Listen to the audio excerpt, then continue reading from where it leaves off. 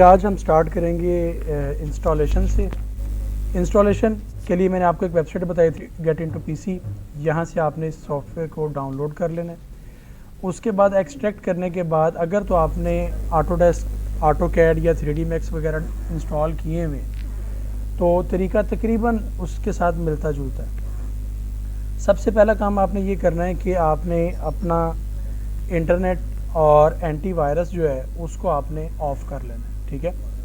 क्योंकि इसके अंदर क्रैक की एक ऐसी फाइलें होती हैं कि जिसको एंटीवायरस डिटेक्ट कर लेता है और उनको डिलीट कर देता है, जिसकी वजह से हमारा सॉफ्टवेयर जो है वो रजिस्टर्ड नहीं हो पाता, ठीक है। तो उसके लिए आपने सबसे पहले क्या करना है, अपना इंटरनेट और एंटीवायरस ऑफ़ कर लेना है। वो करने के बाद आपने सेटअप को एक्सट्रैक्ट करना है। सेटअप को जब आप एक्सट्रैक्ट करेंगे तो एक जो है वो सेटअप की फ़ाइल आएगी। इसके ऊपर आपने राइट क्लिक करके इसको रन एज़ एडमिनिस्ट्रेटर, ठीक है। रन एज़ एडमिन करके जब आप इसको प्ले करेंगे तो आपके सामने ये विंडो ओपन हो जाएगी, रेविट ऑटोडेस्क रेविट 2019, और इंस्टॉलेशन इसकी स्टार्ट हो जाएगी। इसके बाद आपने इंस्टॉल के बटन पे क्लिक करना है। इंस्टॉल के बटन पे क्लिक करने के बाद नेक्स्ट जो पेज आएगा, यहाँ से आपने आई एक्सेप्ट के ऊपर क्लिक करना, ठीक है। जब तक आप इस पर क्लिक नहीं करेंगे तब तक आपका जो है वो नेक्स्ट का बटन एक्टिवेट नहीं होगा, ठीक है। इसका मतलब ये कि इसकी जो टर्म्स एंड कंडीशंस हैं उसके साथ आप एग्री कर रहे हो। तो चूँकि हम ये सॉफ्टवेयर यूज़ कर रहे हैं, यूज़ करना है, तो उसके लिए फिर हमें इसके टर्म्स एंड कंडीशंस के साथ एग्री करना पड़ेगा। तो फिर एक्सेप्ट करने के बाद नेक्स्ट का बटन जब हम क्लिक करेंगे उसके बाद ये वाली विंडो ओपन होगी। ये बड़ी इंपॉर्टेंट विंडो है। अच्छा, यहाँ पे आपने ख्याल करना है कि जो आपकी कंटेंट लाइब्रेरीज़ 2019 और लाइब्रेरी का मटेरियल है ये खाने लाजमी चेक हुए हों, ठीक है। अब ये क्या चीज़ें हैं? कंटेंट लाइब्रेरी मैंने आपको लास्ट लेक्चर में भी बताया था कि इसके अंदर दो तरह की चीज़ें होती हैं। पहले नंबर पे कुछ टेम्पलेट्स बने होते हैं। टेम्पलेट से क्या मुराद है? टेम्पलेट से मुराद ऐसी फाइलें हैं जो कि आपको इनिशियली कोई भी आपने प्रोजेक्ट स्टार्ट करना हो तो इनिशियली उसके अंदर सीधा सेटिंग्स हुई होती हैं। आप डायरेक्ट उसके अंदर अपना प्रोजेक्ट स्टार्ट कर सकते हैं। अब ये ज़रूरी नहीं है कि ये सिर्फ टेम्पलेट फाइल्स आर्किटेक्चर की हों या सिर्फ आर्किटेक्ट्स को हेल्प करती हों। इसके अंदर हमारी मैकेनिकल, स्ट्रक्चर, इलेक्ट्रिकल और पब्लिक हेल्थ की भी टेम्पलेट्स मौजूद होती हैं। तो जो स्ट्रक्चर इंजीनियर हैं या इलेक्ट्रिकल इंजीनियर हैं या पब्लिक हेल्थ इंजीनियर हैं या HVAC के इंजीनियर हैं, उनको भी काफ़ी हेल्प मिल जाती है। अब जो आर्किटेक्चर की फ़ाइल होगी उसमें आर्किटेक्चर के पॉइंट ऑफ व्यू से चीज़ें सेट हुई होंगी, प्लान्स, एलिवेशंस और उसके यूनिट्स वगैरह।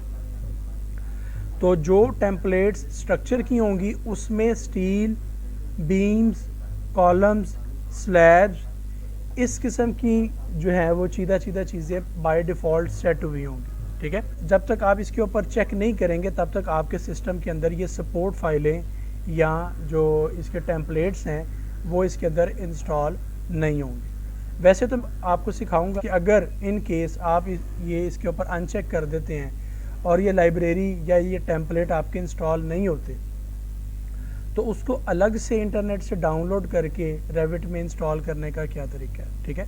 वो मैं इस इंस्टॉलेशन के बाद आपको बताऊंगा। अच्छा, पहले नंबर पे तो हो गया कंटेंट लाइब्रेरी। अच्छा, कंटेंट में दो चीज़ें मैंने अभी आपको बताई हैं। पहले नंबर पे टेम्पलेट्स आ गई, दूसरे नंबर पे कंपोनेंट्स आएंगे हमारे।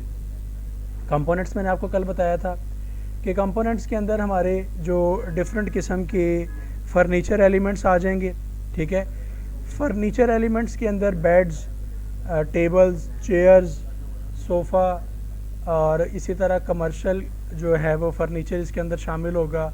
इसके अंदर फिर गाड़ियाँ डिफरेंट किस्म की शामिल होंगी, प्लांट्स शामिल होंगे, यानी जितने किस्म के कंपोनेंट्स हम यूज़ कर सकते होंगे वो सारे इसके अंदर शामिल होंगे। अच्छा, कंपोनेंट्स के अलावा इसके अंदर डिफरेंट किस्म की फैमिलीज़ आ जाएंगी। अब फैमिलीज़ से क्या मुराद है? फैमिलीज़ के अंदर आप याद रखना कि डिफरेंट किस्म के दरवाज़े, खिड़कियाँ और इसके अलावा जो आप राइटिंग करेंगे, इसके अंदर जो टेक्स्ट लिखेंगे, उन सब के फॉर्मेट इसके अंदर शामिल होंगे। तो पहले नंबर पे तो आपने इसको चेक कर लेना है, और चेक जब आप करेंगे तो वो बाय डिफ़ॉल्ट आपके सॉफ्टवेयर के साथ इसके अंदर इंस्टॉल हो जाएगी। अच्छा जी, नेक्स्ट जब आप वो कर देंगे तो वो इंस्टॉलेशन आपकी स्टार्ट हो जाएगी। थोड़े से टाइम के बाद जो जो आपने चेक किया होगा वहाँ पे ये टिक मार्क शो करके आपको बता देगा कि आपकी ये चीज़ें इसके अंदर इंस्टॉल हो गई हैं। ठीक है, अब इसमें देखें ये MEP की चीज़ें भी आ रही हैं। MEP में मैकेनिकल, इलेक्ट्रिकल, पब्लिक हेल्थ, ये तीनों चीज़ें आ जाती हैं। तो इन तीनों के सिंबल्स वगैरह भी इसके अंदर जो है वो डाउनलोड हो गए होंगे। उसके बाद आपने नेक्स्ट स्टेप क्या करना है, आपने इसको लॉन्च कर देना है। लॉन्च नाउ का बटन नीचे आ रहा होगा, इसको प्रेस करेंगे तो ये आपका ऑटोडेस्क रेविट जो है वो ऑन हो जाएगा। अच्छा, अभी ये सिर्फ इंस्टॉल हुआ है, अभी इसके अंदर डायरेक्ट हम वर्किंग जो है वो उस तरह से नहीं कर सकेंगे, क्योंकि अभी इसको हमने रजिस्टर्ड नहीं किया या इसके अंदर इसका लाइसेंस इंस्टॉल नहीं किया।